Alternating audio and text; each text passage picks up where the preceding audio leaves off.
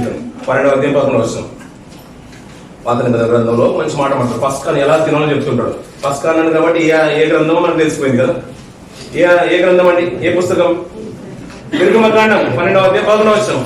పస్కా గురించి వినాలంటే మనం తినవలసిన విధం ఏదనగా, మీ నడుము కట్టుకొని మీ చెప్పులు తొడుక్కొని మీ కర్రను చేత పట్టుకొని త్వరపడుచు దాన్ని తినవాలంటే. దేన్ని తినాలి? త్వరపడుచు.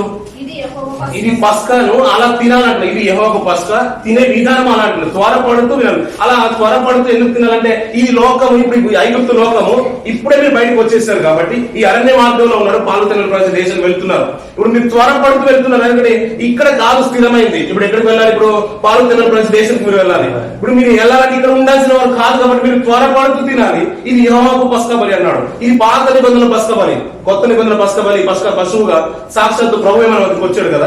ఇప్పుడు తింటున్నామంటే రిలాక్స్ తినకండి. ఈ వారం కాకపోతే వచ్చే వారం తీసుకుంటారు. ఈ నెలలో సావాసం కదా, వీలు కాలేదు, నాకు డ్యూటీ రాలేదు, వచ్చే నెల వస్తారు, ఫస్ట్ వీక్ లో బల్లారంలో పాల్గొంటాను. ఇది రిలాక్స్ ఇలా కొనసాగించొద్దు దీన్ని. ఇప్పుడు తీసుకున్నాం, రేపటి దిన వెళ్ళిపోవాలి ఇక్కడ నుంచి. అతను సైన్యాధిపతి, సేనాధిపతి, సైన్యం నువ్వు ఇక్కడ నుంచి వెళ్ళిపోవడానికి సంసిద్ధం ఉండాలి. ఇక లోకాలన్నీ కూడా నువ్వు విసర్జించుకొని నీ ఈహాలోక మాలిన్యం అంటకుండా ఈ లోకానికి ఒక వైరాగ్యం కలిగి సమాధమైనా ఏదైనా కష్టమైనా నిందైనా బాధైనా కష్ట సుఖాలు ఏదైనా కానీ నీ వినీతిగా జీవితాన్ని నువ్వు కాపాడుకుంటూ ఇక్కడ నుంచి నువ్వు వెళ్ళిపోవడానికి సిద్ధంగా ఉండాలి. ఎక్కడికి వెళ్ళిపోవడానికి? పరలోకంలో ఆయనతో పాటు ఏదైనా ఉండాలి నువ్వు. అప్పుడు ఆయన రెండవ అక్కడ ఇంత త్వరగా వచ్చేది కాదు. అంతవరకు మనం బ్రతుకునే వారం కాదు. కానీ మన శేష జీవితంలో మన బ్రతుకు కాలంలో సైన్యానికి సైన్యం అంటున్నాడు కదా ప్రభువు. సేనాధిపతి అయితే ఆ సైన్యాధిపతి ఆయన ఉంటే ఆ సైన్యంలో నువ్వు ఉన్నావు అంటే అది మామూలు క్వాలిఫికేషన్ కాదది. నీకు అర్థమైతే బల్లను మామూలుగా స్వీకరించు. దాన్ని బల్లను మామూలుగా స్వీకరించు. అందుకని అక్కడ ఒక మంచి మాట మాట్లాడతారు పిల్లలు. అదే అధ్యాయంలో 46-47 వర్షాలు కూడా చూడండి పిల్లలు. నిర్గమకాండం 12వ అధ్యాయం అదే 46-47 వర్షాలు చూడండి. ఏ ఇంట్లో తినాలంటదని? ఒకటే ఇంట్లో తినాలంటే మీకు అర్థం. ఆ భాగం అంతా కూడా పైన 2 వర్షాలు కింద 2 వర్షాలు చదవని అద్భుతంగా రాస్తూ ఉంటాడు. మనం అప్పుడప్పుడు బలం తీసుకుని ఎక్కడికి వెళ్ళిపోతామంటే బయటకి ఎక్కడికో తీసుకుని వెళ్ళిపోతాం. అంతేకాదు పాస్టర్ గారు ఇండియాలో ప్రార్థన చేస్తూ ఉంటే ఇక్కడ మన రొట్టెను ముంచుకొని ఏదైనా పర్లేదండి, ఒకటి గుడ్డే బిస్కెట్ అయినా పర్లేదు, లేకుంటే ఏ బ్రెడ్ అయినా పర్లేదు, తీసుకొని తింటే సరిపోతుంది అనుకున్నా. అది కాదంట పిల్లల. ఫస్ట్ ఏంటంటే ఒకటే ఇంటిలో ఉండాలంటే సావాసం అనేది మనకు అర్థం అవ్వాలి. సైన్యం ఎక్కడ ఉంది? ఇప్పుడు వ్యూహిత సైన్యం అంటాడు దీన్ని. అందుకని సైన్యాధిపతి సేనాధిపతి ఆయన అయితే అందులో నువ్వు సైన్యంగా నువ్వు ఉండగలుగుతున్నావు అంటే ఇది మహా అదృష్టము. అందరూ కలిసి ఒక ఇంటిలోది బల్లలో పుచ్చుకోండి అయ్యా అంటున్నాడు. ఇది పస్కా బలి అంటున్నాడు. ఎందుకంటే ఇది నీ కొరకు చేయబడింది, నా కొరకు చేయబడింది. ఆయన త్యాగాన్ని స్మరణ తెచ్చుకుంటూ బలలో పాల్గొందాం పిల్లలు. ఎందుకంటే ఇది ఒకటే ఇంటిలో జరగాలన్నాడు. ఒక సంఘంలో జరిగే దీన్ని బయటికి తీసుకెళ్లి కాదు. అక్కడ అంటాడు ఏంటంటే అన్యుడు దీంట్లో ముట్టకూడదు అంటాడు. అన్యుడు చేయబడి ఒకవేళ వెండితో కొనబడిన వాడైతేనే మాత్రమే దాన్ని పుచ్చుకునవచ్చు అంటాడు పిల్లలు. ఒకవేళ మనం కూడా పిల్లలు అన్యుడు లాంటి స్థితిలో ఉన్నవారమే ఆయన రక్తం ఇచ్చి కడిగి పవిత్రులుగా వీళ్ళు ఒక బాప్తిసం ద్వారా ఒక సంకల్పిత క్రియ ద్వారా ఒక పునర్జన్మ ద్వారా ఆయన సన్నిధికి ఒక సైన్యంగా మనం చేర్చబడుతున్నాం పిల్లలు.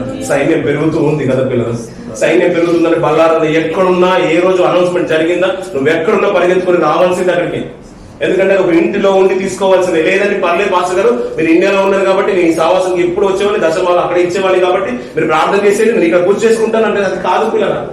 అక్కడ నుంచి ఇంటిలో నుంచి బయటికి వెళ్ళొద్దంటే ఇల్లు అంటే సంఘము సమూహం అక్కడే ఉండి మీరు తినాల్సింది.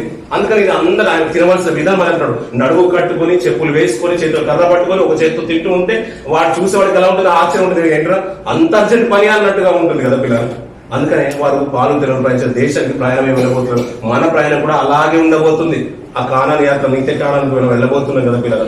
ఎక్కడ స్థిరమైన మనసు కలిగి ఇది ఈ రోజు కాకపోతే వచ్చే నెల, వచ్చే నెల కాకపోతే వచ్చే నెల, ఇది మనం ఏం చేసుకున్నాం అంటే అవకాశం ఉంటుంది. అది కాదు పిల్లలు. అంటే ఇది మాటలు ఏదో హేళన చేయడానికి కాదు, అది తక్కువ చేయడానికి కాదు. కానీ మనం ఆలోచన స్థితి ఏంటంటే పిల్లలు మనం తీసుకున్నామంటే ఇక్కడ నుంచి ఎలా ఉండాలంటే డైరెక్ట్ గా ఇంకో కన్ను మూస్తే ఆ నిత్యత్వంలో పుచ్చుకునే విధంగా ఉండాలి మన. అంతే కదా పిల్లలు. అదే అంటే ప్రభు ఏంటంటే నేను శ్రమ పడక మునుపు మీతో పస్కా భుజించవాలని చాలా ఆశ ఉందయ్యా. అందుకని శిష్యులందరూ కూడా ఏర్పాటు చేసి వారితో కలిసి పస్కాను భుజిస్తాడు పిల్లలు. ఇక ఇప్పుడు పుచ్చేసుకున్నాం కదా. దేవుని రాజ్యము ఏర్పరచబడి మీతో పాటు కలిసి సంఘంలో చేర్చబడే వరకు మళ్ళీ బలను పుచ్చుకోను అని పిల్లలు ఒక తీర్మానం చేసుకున్నాం పిల్లలు. ఇక్కడ బలను పుచ్చుకుంటున్నాం కదా. మళ్ళీ ఇక్కడ నుంచి తప్పిపోకుండా ఒకవేళ లోకంలో కలిసిపోకుండా ఇక్కడ బలం పుచ్చుకున్న మనం అందరం నిత్యత్వంలో కూడా బలం పుచ్చుకోవాలి. ప్రభుత్వంతో పాటు ఇందులో ఉండాలి మనం. ఆ సాహసం ఉంది. ఆ రీతిగా ఆయనతో పాటు వెళ్ళినట్లయితే ఈ లోకంలో శ్రమలు రావడం వస్తాయి పిల్లలు, కష్టాలు రావడం వస్తాయి పిల్లలు. ఇవన్నిటి కూడా అనుభవిస్తేనే మనం అనుభవించడానికే పడుతున్నాం. ఇప్పుడు అవి ఎగిరిపోయినట్టుగా వెంటనే మన జీవితాలు సమస్య పోతాయి పిల్లలు, కష్టాలు వచ్చిపోతాయి. కానీ సంతోషం కొద్ది కాలంగా ఉంటుంది, కష్టాలు ఎల్లప్పుడూ ఉంటాయి పిల్లలు. వాటి నుంచి ఓపికను, కనికరను, ప్రేమను దయను అమర్చుకొని సహనముతో మనం పరీక్షించుకున్నట్లయితే మనం ధన్యులో ఉండబోతాం. ధన్యులైన వాడిని దేవుడు తనతో పాటు తీసుకొని వెళ్తారని అక్కడికి తీసుకెళ్లి వెళ్ళిన తర్వాత ఏలుదురు అంటాడు పిల్లలు. ఆయనతో పాటు ఏ స్థితిని మనకు అనుభవిస్తున్నాడు. ఒక సైన్యాధిపతి ఆయన సైన్యం మనం అంటున్నాడు. మనందరూ కూడా సైన్యంగా తీసుకుని వెళ్ళి ఆ ఉన్నత రాజ్యం నిలబడతాంటారు పిల్లలు. మంచి మాట పిల్లలందరూ హాస్టల్లో ఉంటారు పిల్లలు. గతించిన దినం లేరు. లాస్ట్ ఇయర్ వెళ్ళాం కాబట్టి అక్కడ చూస్తుంటే వాతావరణం కూడా డిఫరెంట్గా ఉంటుంది. మీరు ఎప్పుడు చూస్తున్నారు కూడా ఇప్పుడు పింక్ తల్లి వెళ్తుంది కాబట్టి ఒక సంవత్సరం తర్వాత నేను పిల్లలు చూస్తాను అనుకోండి, వస్తుంది పాప పింక్ పరిగెత్తుకుంటూ వస్తుంది. ఎలా ఉంటుంది పిల్లలు? మీకేమనిపిస్తుంది? పిల్లలు ఎలా ఉంటుంది? 1 year తర్వాత తల్లిదండ్రులు చూస్తారని ఎంత సంతోషంగా పరిగెత్తుకుంటూ వస్తారు పిల్లలు, ఎంత సంతోషంగా పరిగెత్తుకుంటూ వస్తారు. ఆ తండ్రికి కన్నీళ్ళు వస్తూ ఉంటాయి. అంటే ఎందుకు ఏడుస్తున్నానంటే సంతోషంతో, అంటే తన కూతురుని చూసుకున్నాను, తన కుమార్తెను చూసుకున్నాను, కుమారుని చూసుకున్నానని తనకు ఉంటుంది ఆనంద భాషలాగా. తన కూతురు కూడా ఏంటంటే నా తల్లిదండ్రులు నా దగ్గరకు వచ్చారని ఒక సంతోషంతో పరిగెత్తుకుంటూ వస్తారు. హాస్టల్ గేట్ ఓపెన్ చేయగానే అక్కడ స్థలాన్ని కూడా వెతుకుంటారు. షెల్టర్ ఒక రోజంతా కూడా మనం కూర్చొని రిలాక్స్ ఉండి అవుటింగ్ ఆ రోజంతా కూడా వాళ్ళతో స్పెండ్ చేసి వెళ్ళిపోవడానికి.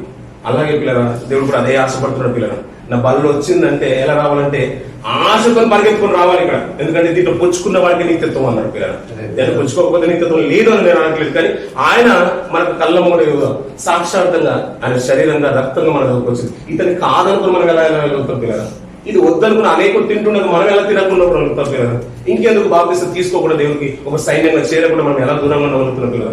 ఈ మాట మనకు అర్థం అవ్వట్లేదు పిల్లలు. ఇది నీ కొరకు నా కొరకు చేసిన త్యాగం అంటున్నాడు కదా. మీరు తన అడుగుచాడలో నడుచుకోవడానికి అంటున్నాడు కదా. ఈ గొప్ప మర్మం కనుక అర్థమవుతూ ఉంటే పిల్లల లోకంలో పడిపోకుండా ఉండగలుగుతాం. నిత్యత్వాన్ని మనం స్వాతంత్రించే వారంగా ఉండగలుగుతాం. పాపానికి చోటు ఇవ్వకుండా ఉంటాం. ఎందుకంటే మనం ప్రభువునే చూస్తున్నాం కాబట్టి. ఎందుకంటే సైన్యాధిపతి అన్నాడు, సేనాధిపతి, సైన్యం నీరవు అంటున్నాడు, రాజు అంటున్నాడు, యాజక సమూహం అంటాడు. అంత ఉన్నత స్థితిని మనకు అనుగ్రహించిన తర్వాత ఈ లోక శ్రమలు ఎన్న తగినవి కానే కావు పిల్లలు. అలాంటి ఉన్నతమైన స్థితిని మనకు మన కుటుంబాలకు సంఘం వీళ్ళందరికీ కూడా కలగాలని ఈ ఒడిదుడుకుల వల్ల, ఈ కష్ట సుఖాల వల్ల సాహసం క్లిష్టమైన కానీ సాహసం చేరువచ్చడానికి మీకున్న ఆసక్తిని బట్టి నిజంగా ప్రభుత్వం స్వాదిస్తున్నాను. నిజంగా దేవుడు మిమ్మల్ని మీ కుటుంబాన్ని దీవించాలని కోరుకున్నాను. మాట దేవుడు దీవించి ఆశ్రయించుగాక.